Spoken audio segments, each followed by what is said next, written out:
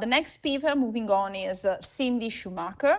Cindy is part of the European Commission as a policy officer at the DGTD, so Unit Bioeconomy and Food System. She's actively involved in the Food 2030 agenda, and more specifically on agriculture-related aspects, dietary shifts, and alternative protein, as well as zero pollution food. So today, she will bring us information about research and innovation on innovative food products, and more in details into how to move from innovation to legislation. So Cindy, the floor is yours.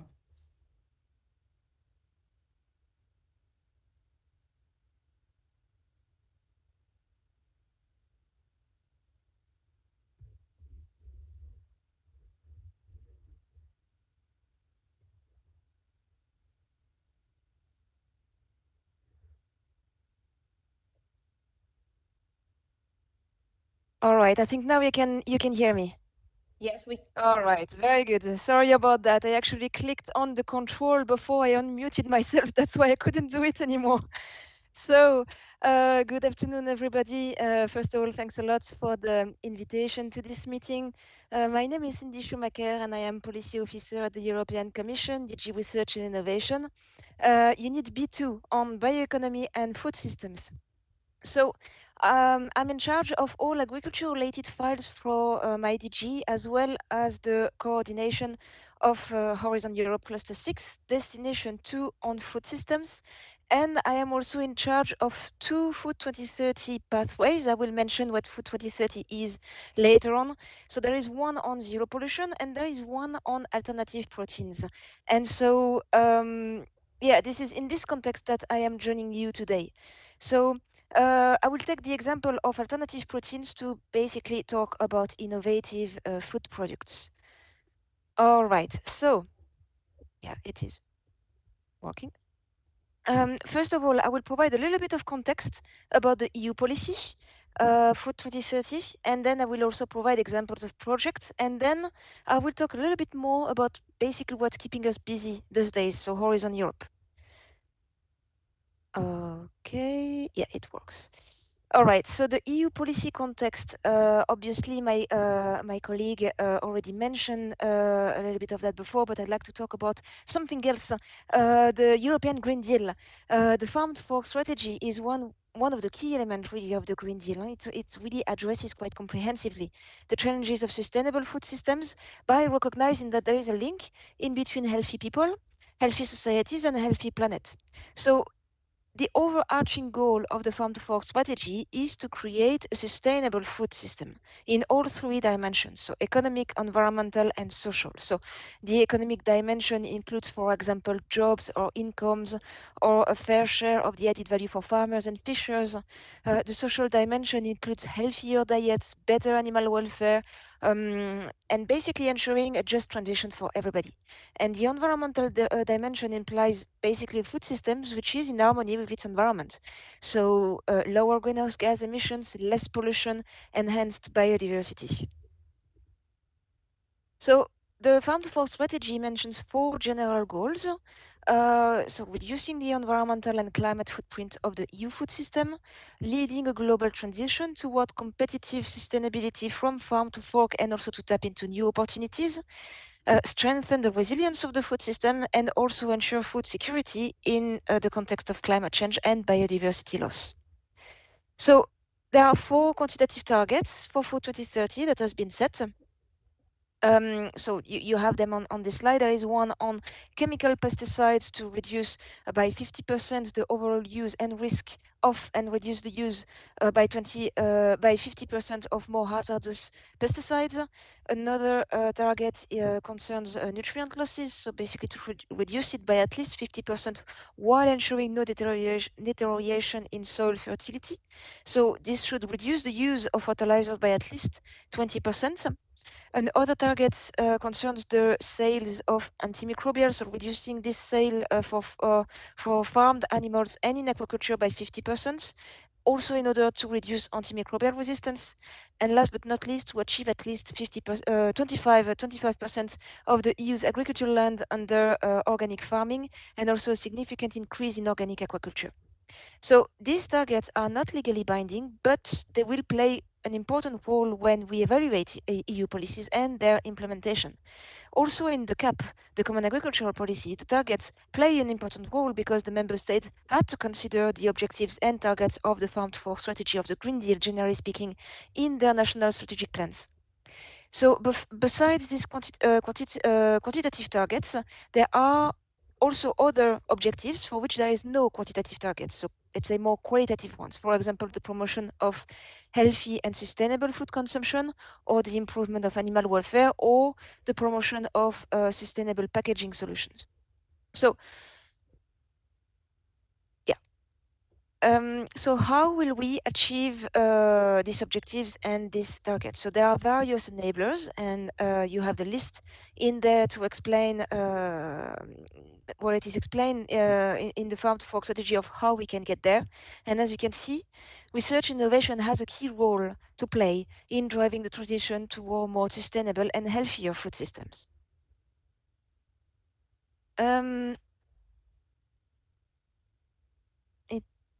Does not want to move anymore. Here we go. All right. So what about alternative proteins and dietary shift in the farm to fork strategy? So these subjects are indeed mentioned. So alternative proteins, what we mean by that is, for example, plant-based. I know that there is a debate in whether or not we should include plant-based into alternative proteins, but let's say in this presentation, let's take into account microbial and marine proteins, for example. Well, in the farm to fork strategy, it is mentioned that it is one of the key areas of research for sustainable food systems and global food security. The aim is to stimulate food consumption that is sustainable both in both health and environmental aspects, highlighting the importance of plant-based diets. And also the Farm to Fork strategy states that the transition to sustainable food system will not happen without a shift in people's diets. So alternative proteins has quite a great potential to contribute to this objective. Another policy that I wanted to mention is actually the upcoming plant-based protein strategy that our colleagues in DG Agri are preparing. So even though the title mentions plant-based proteins, the strategy actually includes other types of proteins and alternative sources of proteins as well. So while all major policy initiatives and different work streams are likely to bring positive development for plant proteins in the medium and long term, we basically need to do more. So that's why the Commission announced in the communication on food security the intention to review the policy and priorities identified in the 2018 report on the development of plant proteins in the EU. So it's going to be a review that will have a comprehensive scope, looking at the supply and the demand side, both on the feed and food segments, and in particular analyzing the import dependencies. It will also explore opportunities for developing plant-based and alternative proteins in the EU, analyzing the demand for protein in the livestock sector, but also considering ways to increase plant-based protein in the human diet. So the ultimate objective is to increase food security while reducing the impact on the environment and climate, both in the EU and globally. So the work will go beyond actually the Common Agricultural Policy, and it will encompass the full spectrum of feed and food production in a systemic way, identifying the drivers, the levers, and also different policy pathways. So previous proteins plans in the EU were quite strongly focused on the production of high protein crops in Europe. But this review will also look at the demand side, integrating the dimension of both animal and human consumption. So it's quite worth to note also that the present context is quite different than the previous one for the previous strategy. From the one side, it requires quite an ambitious approach, for example, regarding environmental challenges, but at the same time, it also creates new opportunity. So the climate challenges pushes us to go further and reflects on changes in European livestock, but also on the role of plant proteins in the diet of European consumers. So basically, because the challenges are quite numerous, the objective is quite ambitious, the Commission review will build on experiences and expertise of stakeholders and member states through quite constant dialogue. It will also build on existing initiatives like, for example, the opinion of the European Economic and Social Committee for a sustainable plant protein and plant oil strategy for the EU. And this opinion actually calls for presenting an EU policy, a protein policy that takes into account really the full spectrum of feed and food production. So the aim of the Commission is basically to deliver on this work during the first quarter of 2024 in a report on plant proteins for sustainable food systems. If you have any question regarding this upcoming policy, feel free to let me know, and I will make sure that I will go back to my colleagues in DG Agri and then provide the right answer to this question to you. All right, so now I will now provide a little bit of information on Food 2030. So yes.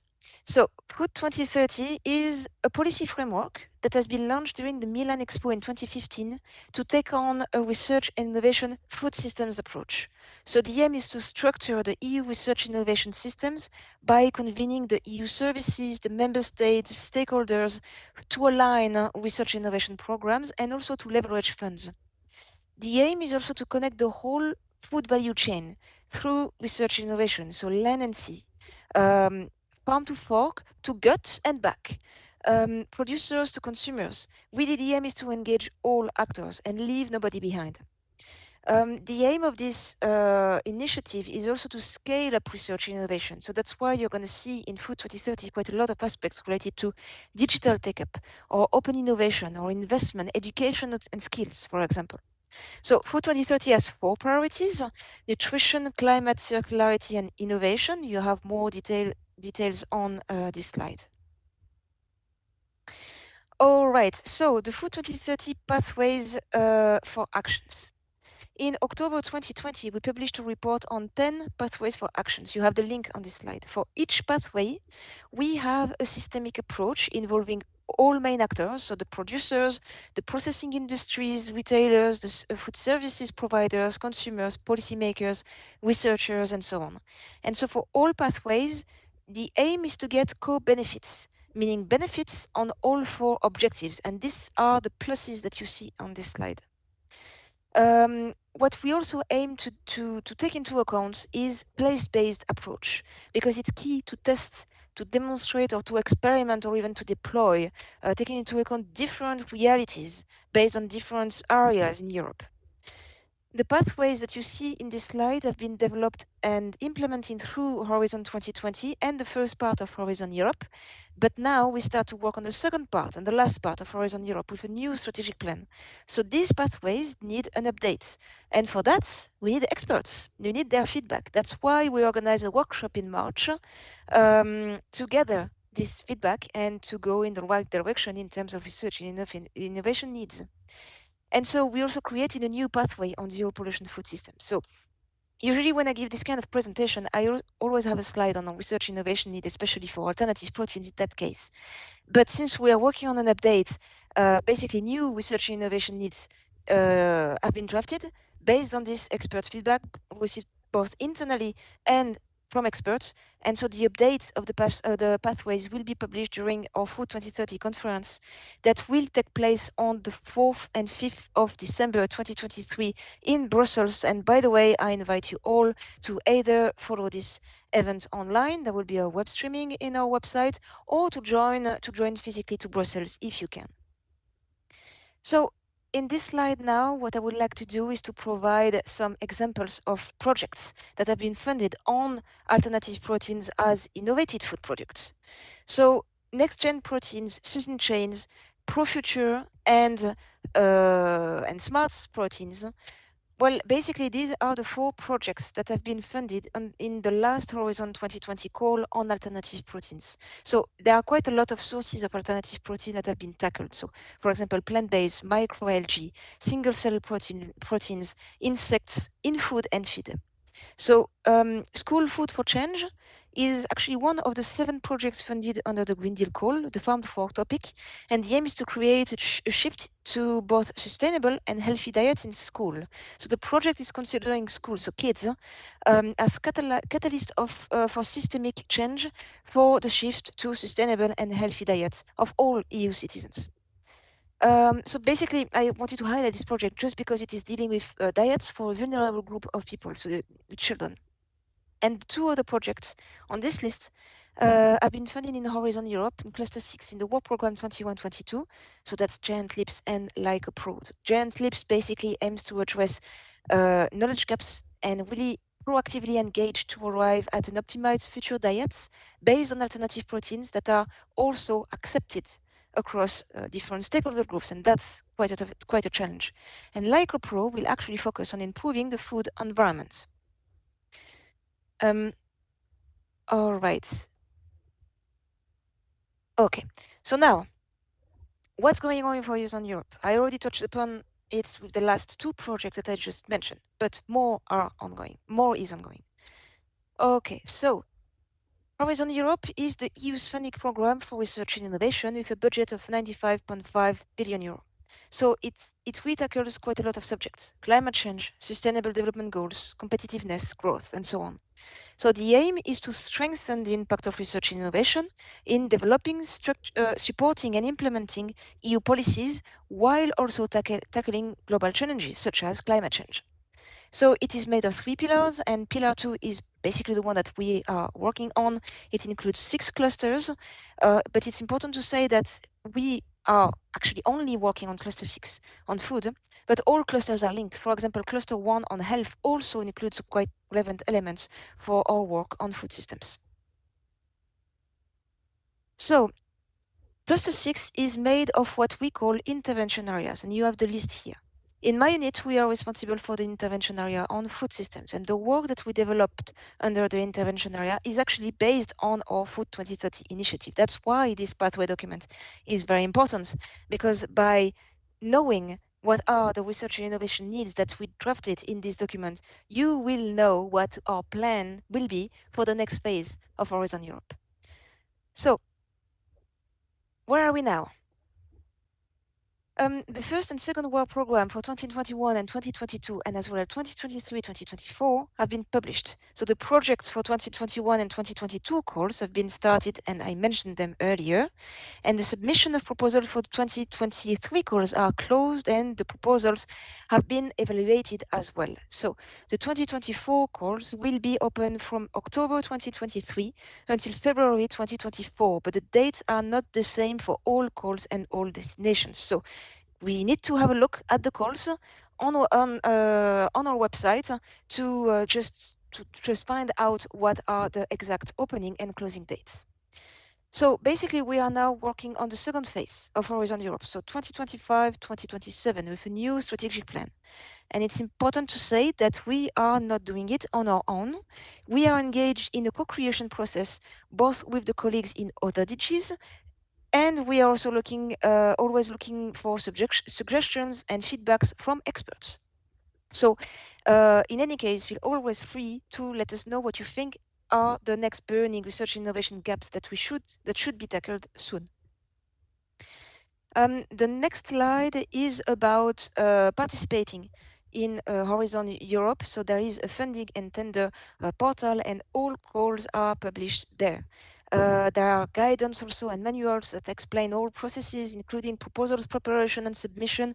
And there is also specific questions that have been asked already for each topic. And so there is an FAQ where these questions have been answered. And then the next slide is basically just a list of calls and projects that have or will be funded in Horizon Europe. This is just for your information. And as you can see, maybe the 2 last calls that I did not mention so far for 2023 and 2024, the first one focused on cultured meats. Why? Because there is a lot that we still do not know on cultured meats, a lot of knowledge gaps to be filled. The impact of cultured meats on the environment, the impact of cultured meats on health, on the society, generally speaking. So this the project that was selected aims to basically gather independent researcher to find out the impacts of cultured meat on at different levels. That's one thing. And the second topic for 2024 is the impact of the development of novel food based on alternative sources of proteins. And for that, if you want to know more information, I will present this call tomorrow during the info days for Cluster 6 Destination 2. It's going to be in the afternoon, so feel free to have a look at our website, DD Research Innovation website. You will find the link to follow the web streaming and the presentation of all 2024 calls that have been published under 2023 and 2024 work program.